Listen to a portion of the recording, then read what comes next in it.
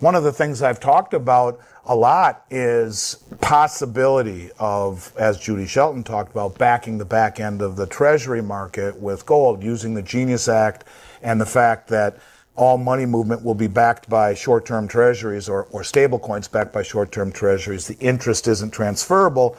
So companies like Tether have bought more gold with that interest that they can't transfer than anyone on the planet for the last 2 years except the Central Bank of Poland. And that Trump's previous crypto czar, he's now the CEO of USA Tether. Wink, wink, nod, nod. You're going to continue to buy gold with all of this interest, push the price of gold up, push the dollar way down. It's the only neutral reserve asset by which everything is measured. And with that gold, you will ultimately sell it to the Treasury so we can use it to back the back end of the bond market.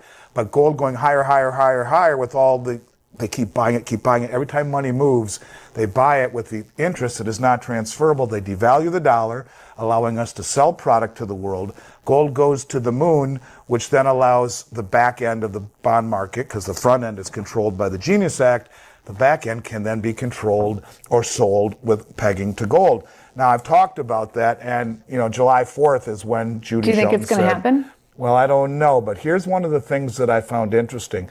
There's a man named Paul Winfrey, and Paul has just been hired or appointed by Kevin Warsh as his key policy advisor.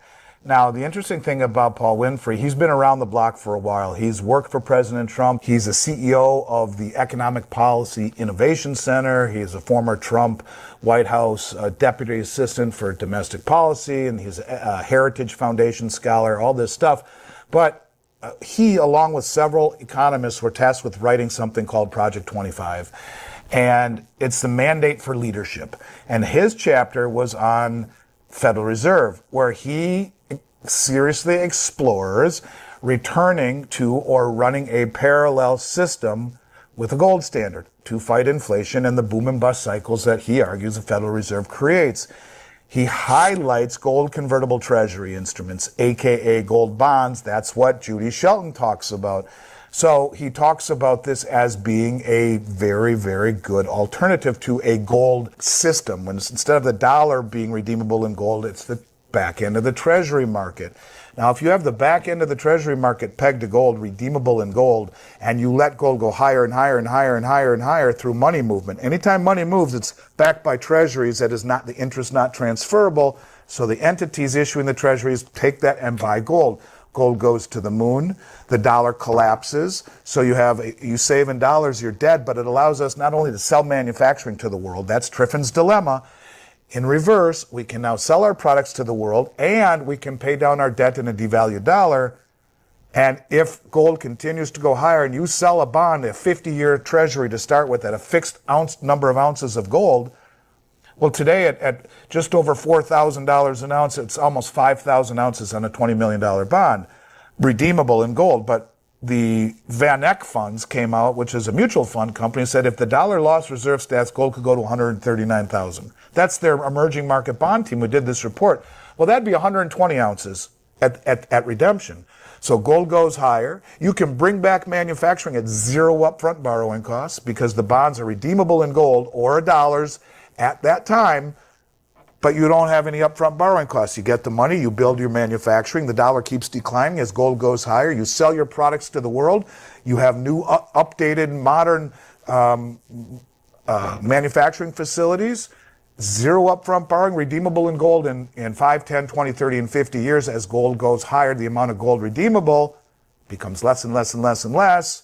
So not only do you have to pay less in the way of gold, way less, by the time the bonds mature, because it's a dollar amount fixed rate, but you also have the ability to sell your product to the world, bring back manufacturing, and do it all without defaulting. Everyone sees gold and silver breaking down. To me, they're not. They're shaking people out. Let's skip silver for a minute. I'll come back to it. But gold has been hit hard, and that doesn't mean the bottom is in. It means that we are entering the zone where fear often creates opportunity as sentiment is being washed out. But here's the key that people miss, and I've been saying this on your show forever. While the paper price is being pushed lower, the physical market is telling a very different story, right? We talked about Tether. They bought more gold than anyone but the Central Bank of Poland for 2 years, no matter what the price is doing. But how about the month of June? in the month of June, here right now, over 2.9 million ounces of gold have stood for delivery on the June contract on COMEX, okay? And there's 289,000 ounces that are still open. That means contracts that haven't settled yet. And it ends at the end of June, right? So 2.9 million ounces of gold is over $12 billion worth. Who stood for delivery for $12 billion in gold on COMEX this month? Then? Because they knock the shit out of the paper price and stand for delivery at subsidized prices. Not only that. They're subsidizing, though, that's right.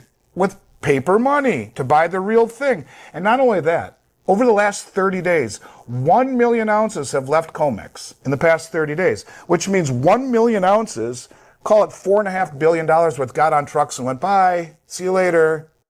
There is no way to deal with these deficits without printing more money. And it's the fiscal irresponsibility is catching up with us, because you try and raise rates and you destroy the entire system. But now it's coming to a point where the market is starting to push the ability of those who would like to keep rates lower higher. Since the war started, the 10-year Treasury is up 75 or 80 basis points. The Japanese 10-year Treasuries at all-time highs. They're 30 years at all-time highs. Rates are moving up around the globe. Inflation is real and will continue to be an issue and will force the Fed's hand.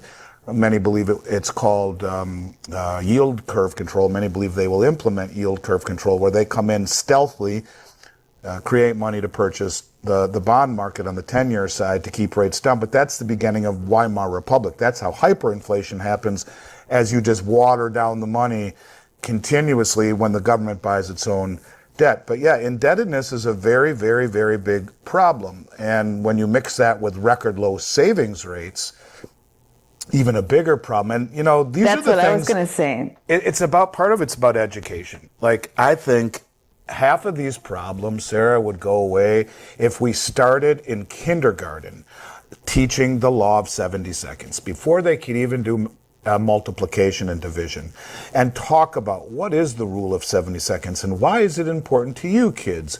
And most people don't know this, and it's just stupidity that the stuff we teach our kids but don't teach them what's really important.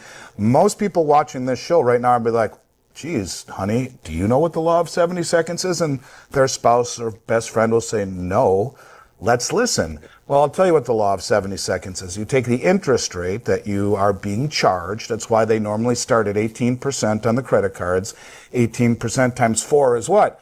72. If you don't pay down your principal and you just pay your minimum annual or minimum monthly payment at 18% interest, your principal will double in 4 years. Conversely, if you owned a Treasury bond that was paying 10% yield return, in 7.2 years, your principal would double. In other words, you take the rate that you are being charged or are charging and divide it into 72, and it tells you how long before your principal doubles. And that's why when you look at these very, very high credit card yields, 18, 24, God forbid, 36% APR, in 2 years, your principal doubles. And that's the laws of compounding interest. And if we started with kids learning at a young age, to have the laws of compounding interest and the laws of compounding effort work for you instead of against you, maybe so many people wouldn't get so deeply indebted, and they would start saving much earlier and let those laws of compounding work for you. Richard Russell used to show this chart, two charts. One was a kid that started putting in, I'm going to get this wrong, but you'll get the gist, $5,000 a year starting at like age 15 or 18 and stops at age 24. Stops. 5,000, until he's 24, stops. The other guy starts at 24 and puts 5,000 a year in until he's like 65 years old. At the end, the first one outpaces the last double because of the laws of compounding. Jeez, yeah. And that last double puts him ahead of the other one who puts it in all of that time. That's why starting early is such a big deal. And that's why you see these predatory credit card companies on college campuses. You too can have a credit card, young lady. Sign on the dot. We'll give you a free book bag and a free mug. go ahead and sign it, and you too can have a credit card. And then they start young and they get indebted. And this is how the credit card companies make so much money, through the compounding of interest that they're receiving, and how people get so far behind with not only credit card debt and auto debt, but student debt, which, by the way, is what? The largest asset of the U.S. government. As disgusting as that sounds, about 1.6 or 7 trillion on their balance sheet. It is a receivable. It is the largest asset of the country. So yeah, they know very well about the laws of compounding of interest. And when you see these adding up in an environment where rates have to go higher, they just have to go higher. If not, who wants to buy any of our treasuries that are of any length of time? And this goes into what we had talked about with Judy Shelton, using gold to re-inspire confidence in the back end of the bond market. But yeah, it's a big deal. It's a very big deal, and the consumer is stretched very thin, and it makes it much higher. People think they're going crazy because the federal, or the Bureau of Labor Statistics, the BLS, you should just cut the L right out of that and call it the BS, who produces the CPI, that it tells us inflation really is not so bad, right? It's bad, and it's worse than they tell us, because they strip out many of the things that are actually inflating. We've seen billions and billions and billions and billions and billions and billions of silver be delivered. And China is saying, I'll tell you what, U.S., we're going to put a 12% VIG. We're going to make it 12% higher in China than here. So a trader, JP Morgan, can say, geez, we can buy what's called an exchange for physical contract, where you buy it here on COMEX and you exchange it for physical in Hong